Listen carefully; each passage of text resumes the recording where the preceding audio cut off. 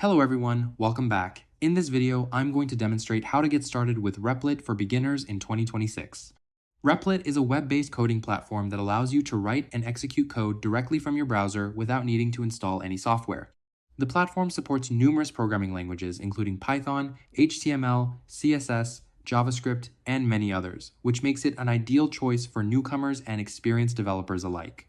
When you access Replit, log into your account. After that, press the Create button. You have the option to either select a programming language template or utilize the AI assistant bar to describe what you need. Simply write a description such as build a Python calculator or design a basic web page. The AI will automatically set everything up for you.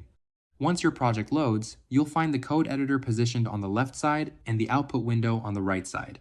Write your code and press the Run button to execute your program. For instance, if you're studying Python, you can write print hello world and instantly view the output displayed on the right side.